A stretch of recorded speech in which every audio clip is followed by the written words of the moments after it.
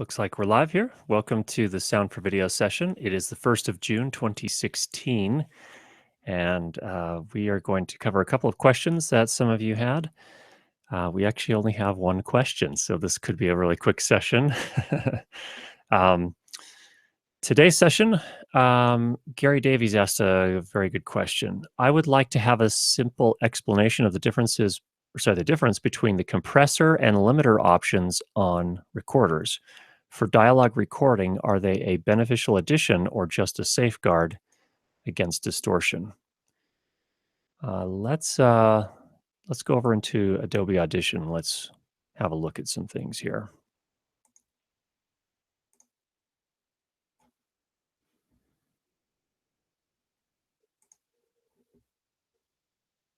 And that's a little more complicated than it would appear. Okay, here we are. Here we have a clip of audio in Adobe Audition. You can see here I have some claps up at the start because I'm doing dual system sound. And that's going to be used as our sync point, 3 claps. We have our first take, and then we have our second take. We did it all in one clip, just a short intro piece here. So, of course, a limiter is built into most of the higher end recorders as a safeguard against distortion. And I think there is a lot of value in that personally. I think that the reason that the professional recorders from sound devices certainly include it is that if you just have a couple of things that are either close to or loud enough, transients in particular, that would clip and distort. The limiter can actually catch those and prevent you from having to do a retake. So that's a time saver. Also, it prevents them from having to do any sort of additional work in post because it actually is possible to repair some minor clipping in post. And in fact, I can show you some of that. We'll do that a little bit later, and I'll just show you how that can be done as well, because I actually experienced that fairly recently when I was at NAB last month or 2 months ago now. Some of our audio actually clipped that we recorded on the Sony FS5 camera while we were out on the show floor there interviewing people. And we had to do a little bit of repair work. But yes, I think certainly the most important thing from a dialogue recording standpoint is that it can prevent that clipping distortion. Now, if you have your gain structure set up all wrong, you have your gain set incorrectly, it's not, nothing can help you then. You've got to get your gain set right. But if you're like, for example, if you're pushing up into let me just show you here. If you're pushing up into the body of the audio so extremely that your waveforms end up looking like this, there's no amount of limiting that's going to prevent that from sounding bad. But if if you're just in a situation where perhaps maybe things are looking a little bit more like this, like suddenly your actors modulate and get very, very loud, you can actually repair some of that kind of thing. And it takes more work, so it's best to avoid it, and that's why the high-end recorders include those. Now, we've talked about this before as well. There are different types of limiters and compressors as well. We'll get to compressors in just a minute. But for example, in the sound devices recorders, those limiters are actually analog limiters that occur before the analog to digital conversion takes place.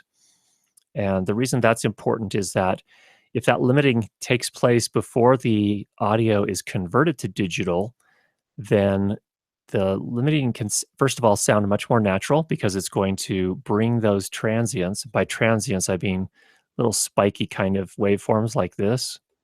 You can see here that literally, I think this one, once we zoom in on it, it's not spending a lot of time at this really high amplitude. It just a couple of milliseconds here.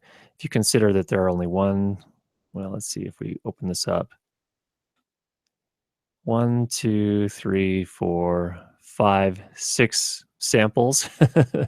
6 samples that exceed -5 dB. So that's happening very, very quickly because remember, we have 48,000 of these samples per second. So this is just a few milliseconds here, right there in that time frame.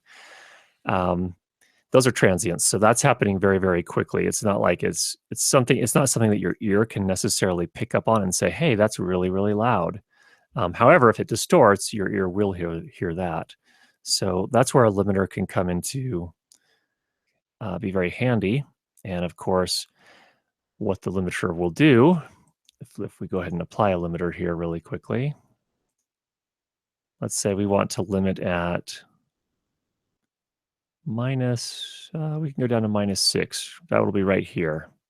And actually, oh, just a second. I forgot. I do have, you probably can't see my pointer, so I need to make it visible. um, let's turn that on. Okay, there we go. Okay, here's my pointer. So now you can see it. So if we limit to -6 dB, that'll be about right here. Let's go ahead and run that. And we do not need any makeup gain. Okay, so we're good.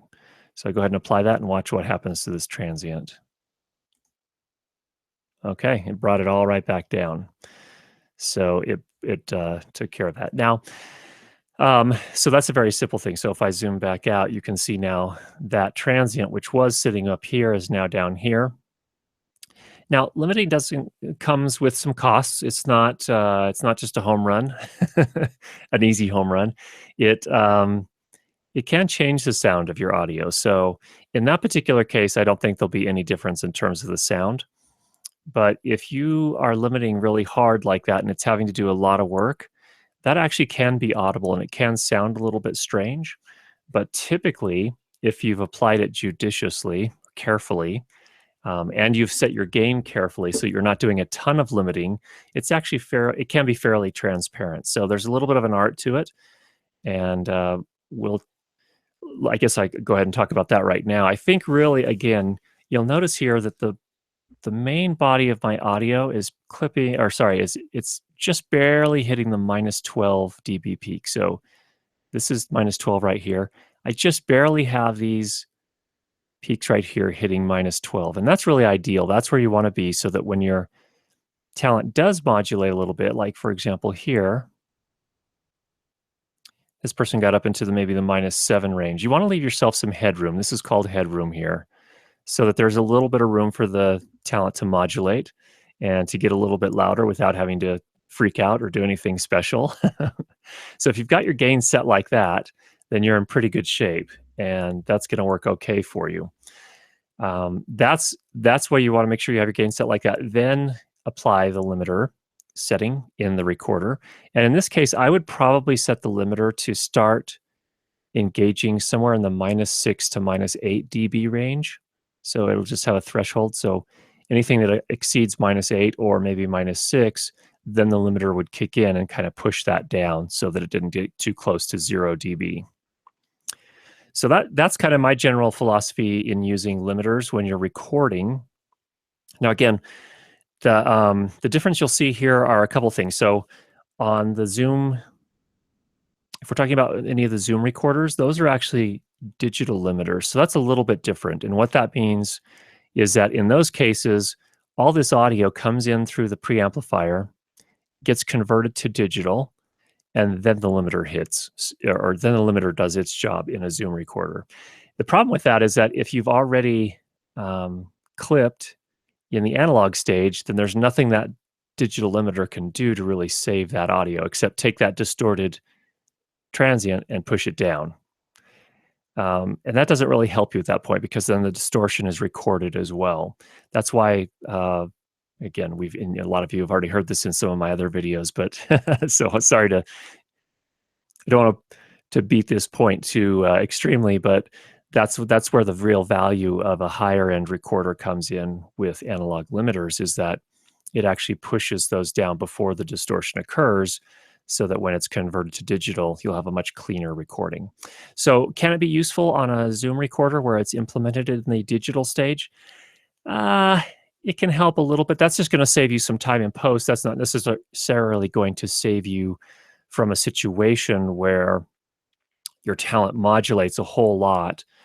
Because if they've distorted at that point, if they've gotten so loud that it's actually hit this, the top of the range and actually clipped and distorted in the analog stage, and then it gets converted to digital, there's nothing that limiter can do, or a compressor, if it's also digital, could do to really save that. So um, what I mean by it could save you some time in post, if it gets loud but it doesn't actually clip, then that digital limiter or digital compressor can help save you time in post by actually pushing those things down. So say for example, this waveform here, let's just say that this particular part right here of the waveform, let's say it got up to maybe -1 dB in the actual recording. Well, that limiter will push it down to maybe -6 dB. So that'll save you the time in post of having to do any sort of compression to bring that back in line with most of the rest of the audio. So that's where those digital limiters and compressors are useful. But what they're not useful for, I think, is the most important thing, and that is preventing clipping distortion in the first place.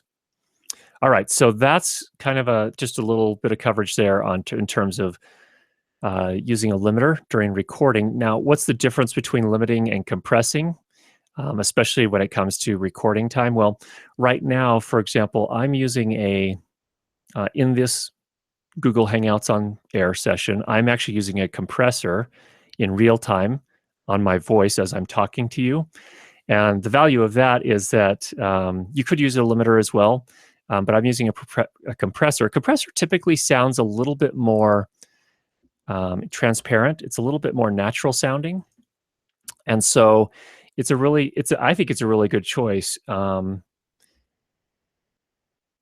I think the main difference is that a compressor can be used in a lot more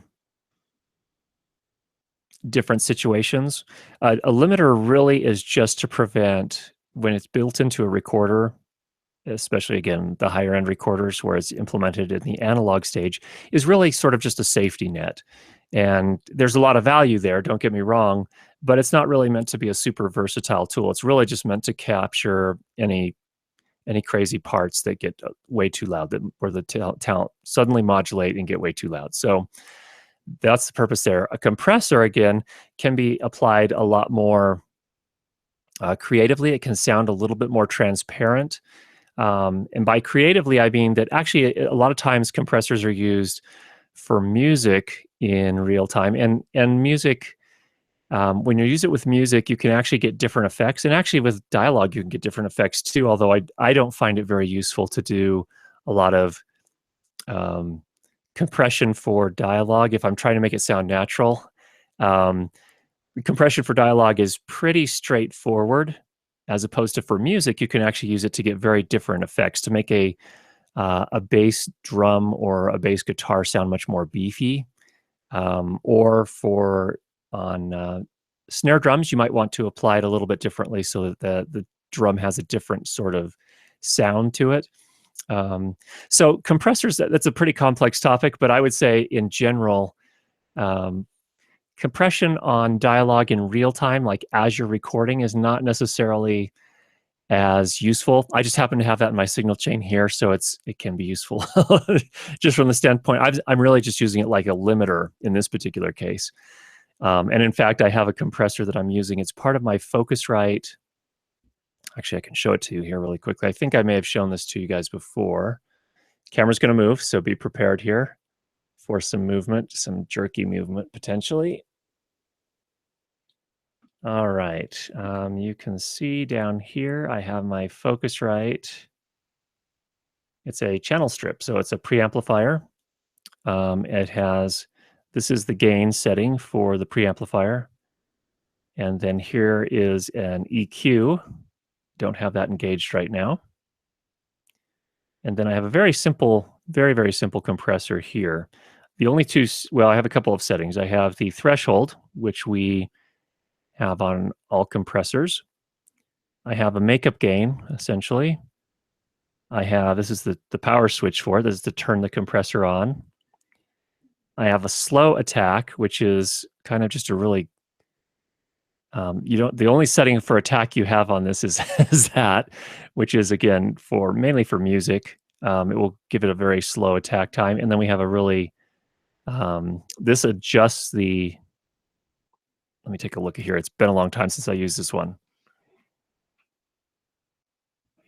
Oh, that's the squash setting. That's to apply a very, very extreme attack time and also a very low threshold. So it's really, really or no, sorry, high ratio. So this is going to compress to an extreme extent. And that's it for the compressor on that one. Typically, they have more settings, and we'll go look at those here. Okay, sorry about all the shakiness here. Let's get that set back up where it belongs. Okay, there we are.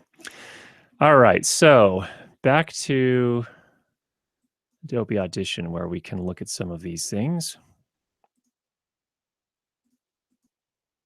Okay. So again, I think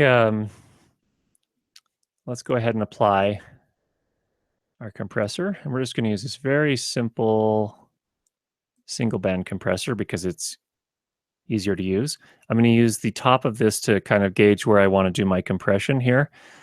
Let's say I wanted to, if we were going to do some loudness normalizing, we would want to sort of manage these peaks here, pull these back in a little bit closer so that we could loudness maximize everything up to about the same level.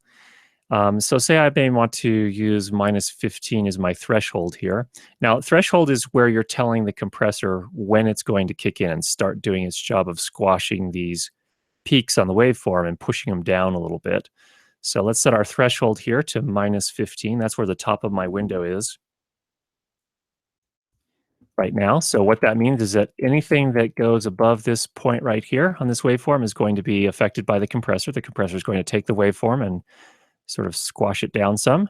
The ratio tells it how much to squash it down. So here, for example, we have it set to 3:1. What that means is that for every 3 dB that exceed the top of this window here, the threshold, it's going to be squashed down to 1 dB. So that's how much it's going to compress. And I think we'll go with that. That's good. 3:1.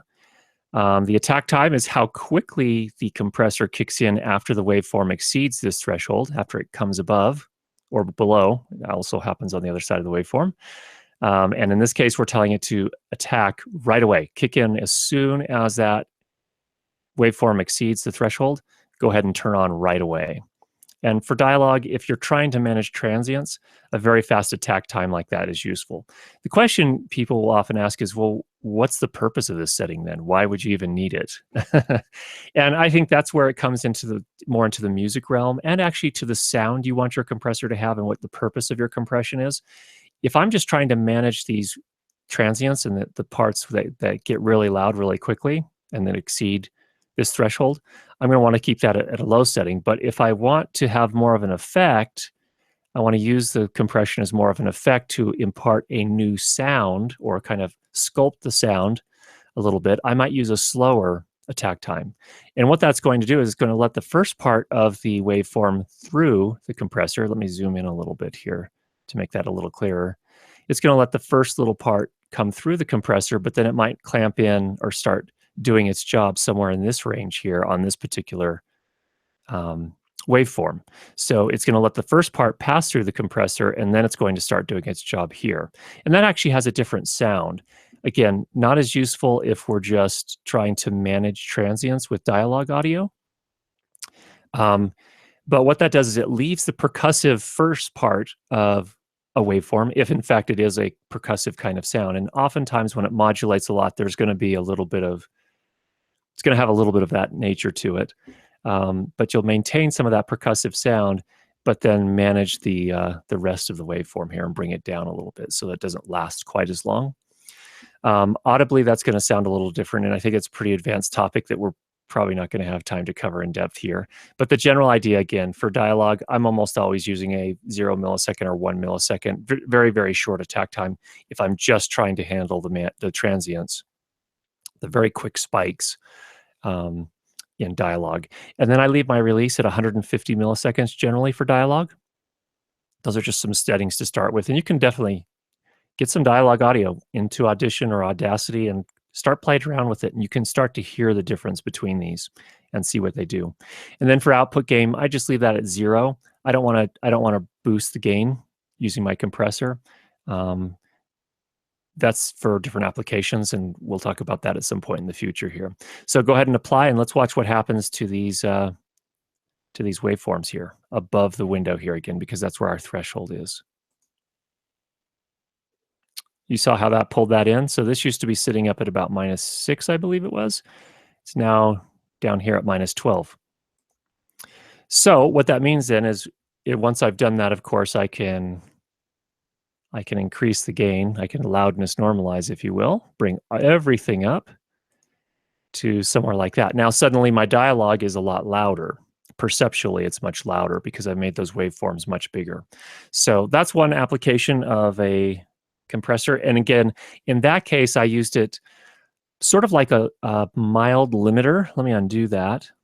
And let's pull that compressor out again. Actually, let me redo that. Let me just show you something visually here that could be useful. Okay, look to see what this waveform looks like now, right here in particular. It's hard to see when it's highlighted, but it still has some shape to it. And that's kind of the beauty of compression is it can be a little bit more subtle. See how it has kind of this rounded shape, and then we'll redo it. And it still maintains some of that rounded shape, but we've definitely controlled it. We've squashed it down some. So let me undo that. Let me now show you a limiter and what a limiter would do in that case. And it depends on the limiter. Some are more extreme than others, but the general idea of a difference with a limiter here, let's go. Okay, so that's sitting now at about -7. Let's go to -12. A limiter really is the same thing as a compressor, but typically it's a little bit more extreme in its ratio. That is to say that anything that goes above this threshold, typically they're implemented in recorders in particular or mixers. They're implemented with a very extreme ratio. So they're typically set up with a ratio something like 20 to 1. So that means for every 20 dB that exceeds the threshold, it will squash that down to 1 dB. So we in our compressor example, we only did a 3 to 1 ratio, which is a lot less extreme. But let's see what this one does here. This is the hard limiter. I've set the threshold to -12, so anything above this right here will get limited. That's pretty much just that waveform right there. Input boost, which is the same as makeup gain. You know, that's a funny thing in audio. It's really intimidating at first because they use different names for the same thing. Input boost, well, input boost is actually technically a little bit different than makeup gain. It actually applies before the limiting takes place, technically, but it's a very similar thing. Look ahead time, that let's not get into all that today here, but release time, here, for example, I would change that to 150 like I typically do for the compressor. Go ahead and apply that. Okay, now let's look at this waveform a little bit closer. Look at the difference in the waveform relative to when we compressed it. This pretty much just chopped those off. So it has kind of a different effect than a compressor that's applied at a fairly subtle in a subtle way. So there is definitely a difference, and in terms of audio, you can start to hear these differences a little bit more extremely on a limiter. So that's how essentially a limiter and a compressor differ, is that a compressor generally will use a more subtle or a milder compression ratio, whereas a limiter usually applies a very extreme compression ratio. And again, in this case, it's probably applying something in the 20 to 1 range. And it's just bringing those transients down very, very quickly and very hard. So you can see it's still maintained its sort of roundish shape. If we get in here and look at the individual samples, it's a pretty nice limiter. It doesn't totally chop it off. It's still left a little bit of natural shape to it. So it'll still probably sound okay. Um, but some of the there are some that are implemented in a much more extreme fashion where it kind of just chops everything off. And you can still, those sound a little bit weird, but this one will actually probably sound okay. So we spent almost half an hour talking about that one question. Gary, I hope that was helpful. I hope that was helpful for the rest of you as well. Um, let's just undo that again so you can see the before and after. So here's after the limiter was applied, and there's before. And again, if we go back, step back, I think we can step back even farther. No, I'd have to apply that. Let's just apply that compressor again. So again, you can see that again. And again, here's with the compressor. Notice that it's not just a flat, chopped off kind of situation. It actually maintains some of its original shape. So again, this will sound a little bit more transparent as a compressor than the limiter will. So what I would say is when you're recording dialogue, if you do have a higher end recorder that does analog limiting, I think a limiter can be really useful. I think if you're using a recorder that just has a digital limiter and or compressor, that's really, again, just saving you time in post by managing any sort of waveforms that are sticking way out, like that. And that's just saving you the time of doing any sort of compression in post. It's a little bit more dangerous because you're committing to it during the recording, as opposed to being able to kind of fine tune it in post when you have it downloaded to your computer and working on it.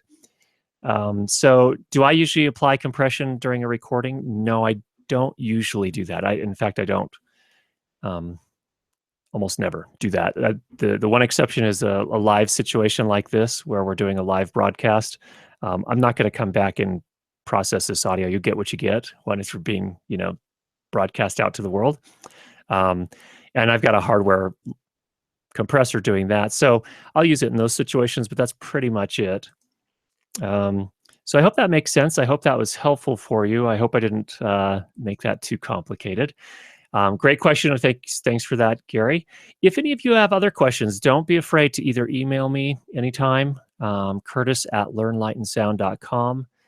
Especially those in the course, I want to make sure you're getting everything you need and that you're progressing and getting, kind of refining your skills to the point where you wanted them. And we'll be sure that we find a way to get you the information you need. All right. Until next week, I think we're good for today.